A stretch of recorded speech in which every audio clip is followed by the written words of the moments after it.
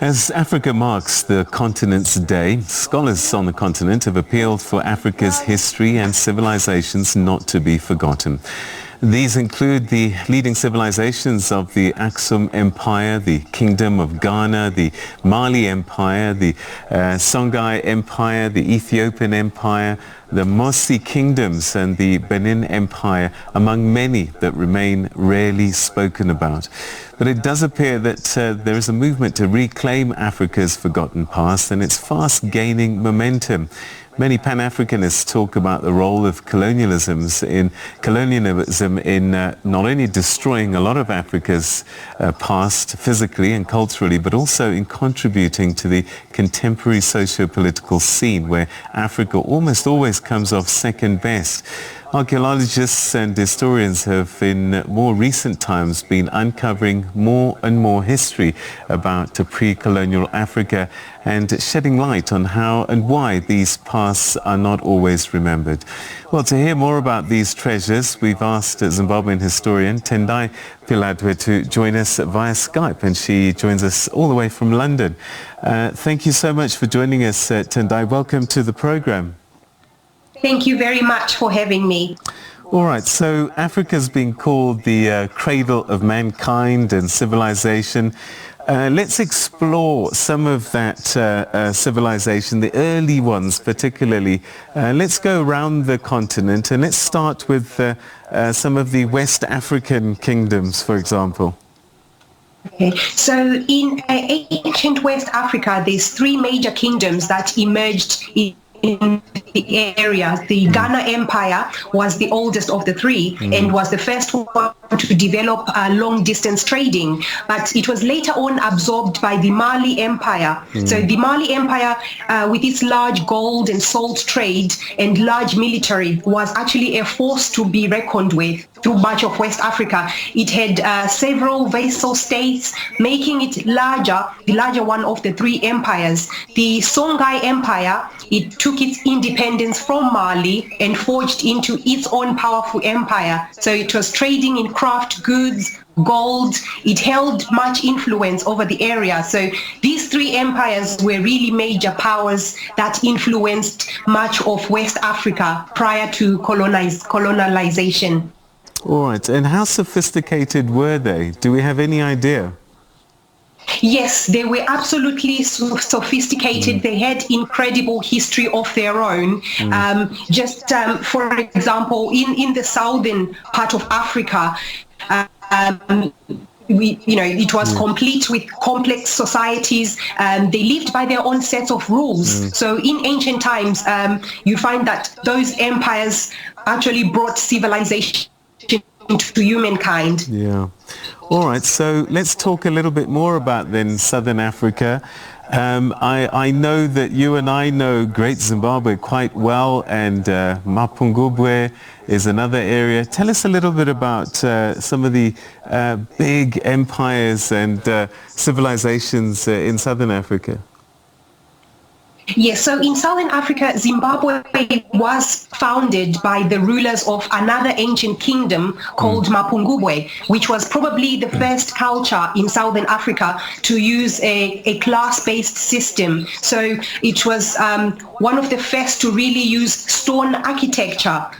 Zimbabwe built upon these traditions, and it developed complex civilizations that focused on mediating trade. So while the northern cities facilitated trade routes between the Mediterranean Sea, the Arabian Seas, Zimbabwe controlled access to the highly desired ivory and gold markets. So you find these products, Zimbabwe was involved in trade networks that stretched into Persia, India, and even China. All right, so we're traders from very, very early on. Yes, absolutely.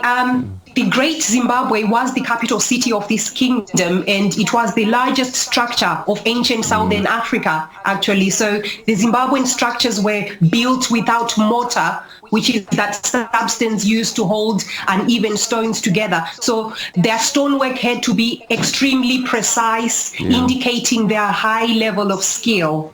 But eventually Zimbabwe was replaced by an even more powerful southern trading center called the Mutapa, and the kingdom was abandoned in the 15th century. And Great Zimbabwe is still there, just proof again about the workmanship. But let's move to East Africa now and take us through some of the history there. Okay, in East Africa, the two kingdoms that really prevailed was the Kush and the Aksum.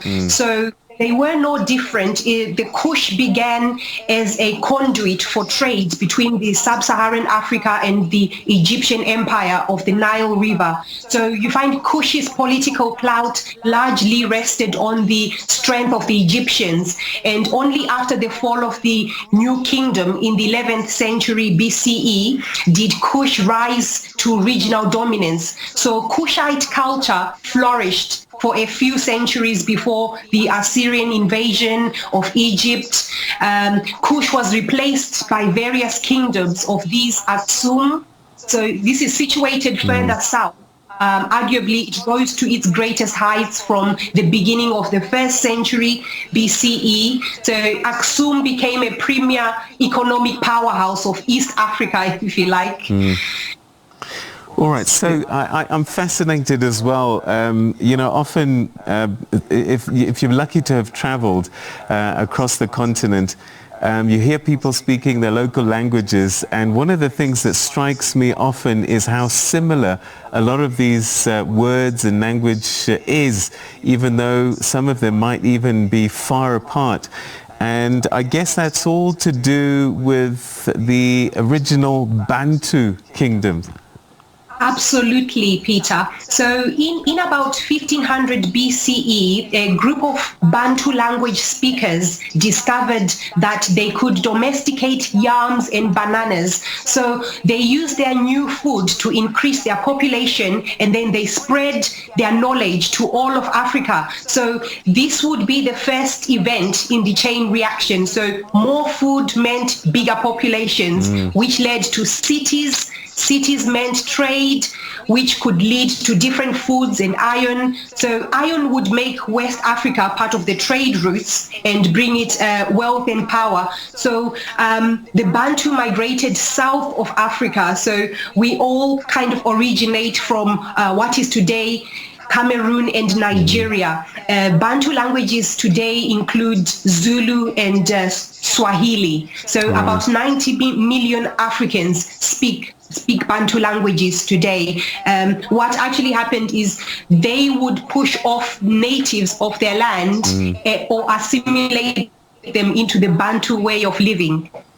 All right, so what we can say then is when we look at a lot of the sort of Cameroon going across to Kenya, coming down Malawi, Mozambique, Zimbabwe, all from the same family, originally from the eastern part of West Africa. Absolutely. So the Bantu, what archaeologists and historians did was because of the lack of history, due to African history being more of oral rather than written, they studied artifacts, and they found that the actual Bantu languages originated from Cameroon and Nigeria. That's where the people moved. Some of them moved down the western side and to the east as well. So East Africans, Southern Africans are all part of the Bantu family that's originated from up in Africa and filled up the whole of what we today call Africa. So what we're saying is that by and large, it's not far-fetched to say that we are actually of the same DNA and that we're one people. Absolutely.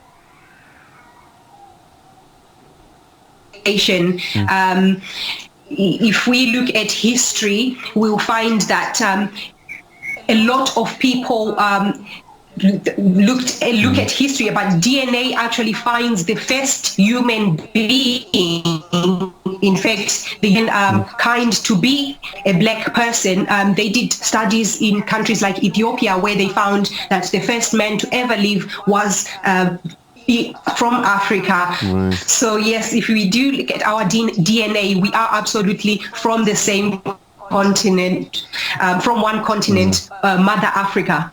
All right, so as a historian on Africa Day, what comes to you, what comes to mind, what should we be thinking about actually as we celebrate Africa Day?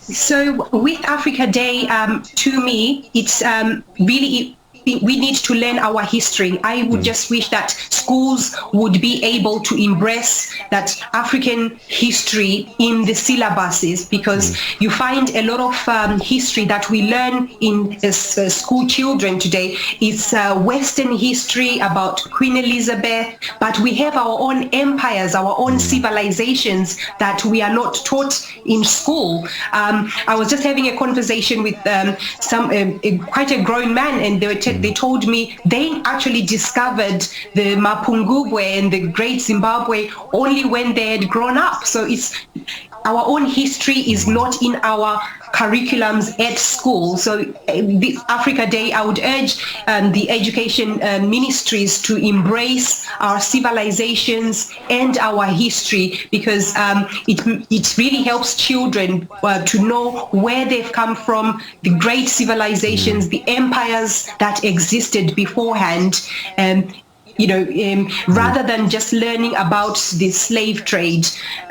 We are a really great people, and we have very great civilizations and trade and trade that we've done in the past.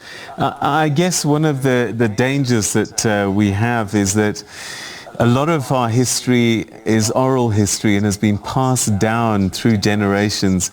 And if we don't capture all of this and document it properly and keep it safe, some of it will be lost forever.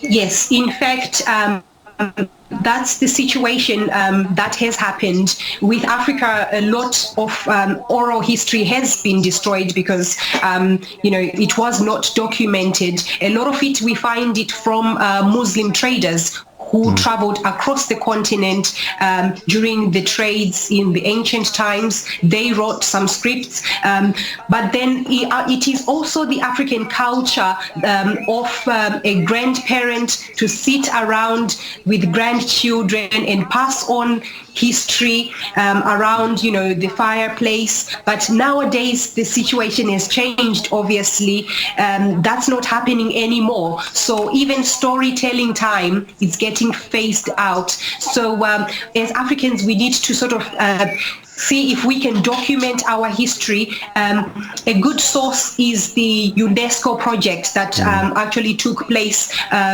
in 1994, whereby they approached about 231 historians across Africa to document history, having realized that there was not much documentation of African history.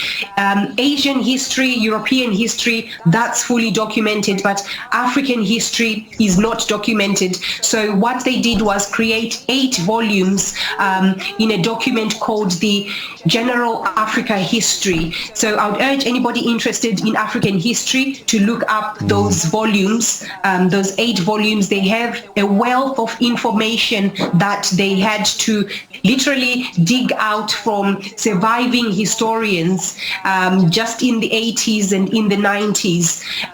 So I would urge, if anybody's got any information, especially our elders at the villages, they have a wealth of information, and somehow we need to document that history of our forefathers, lest we will never know what ever existed before. All right, you know what, I went on to your YouTube channel, and I was fascinated by one of the stories where you talk about black people arriving in the Americas long before slavery. Yes, in fact, we learned at school that Christopher Columbus was the one who discovered America. In fact, any little child will tell you that because it's sang in nursery rhymes. But in his diary, Christopher Columbus himself, he documented that when he reached America, he actually saw that black people were there first. And it was actually the black people who discovered the Americas. Obviously, the European history then condemned that, saying black people were not sophisticated enough to sail ships across the seas. But later it was proven that they did, in fact, sail across the seas way back in about the 1500s BCE, and they in fact got to America, and evidence is there with in countries like Brazil, South America. There are stone features with clearly African faces on them, and you find the same situation in countries like Mexico, whereby the black people actually painted on the stones the same way that they would do the cave paintings in various African countries. Those paintings are actually found in the Americas. So the debate continues of who discovered the Americas. But Christopher himself wrote it in his own journal. All right. So, and perhaps to start wrapping up, one of the things that we've done well and have crafted well over time to tell our stories, and perhaps just also as a way of living, is our art. And I just wonder how much of our history that our art tells us. Yeah, so in terms of art, Africa is very creative. In fact, from our music, our dance, you find that Africans were the first ones. So there's another civilization part that they started. Artists like Picasso in Italy were actually inspired after traveling to Africa with his style of paintings. And also African sculptures. Unfortunately, most of these have now decayed. Some of them are wood made of terracotta. So they have now been destroyed, but Africans have been very, very much involved in art, creation of masks that they use in different religious ceremonies, dancing. In fact, music originated from Africa, playing of drums. That is very African.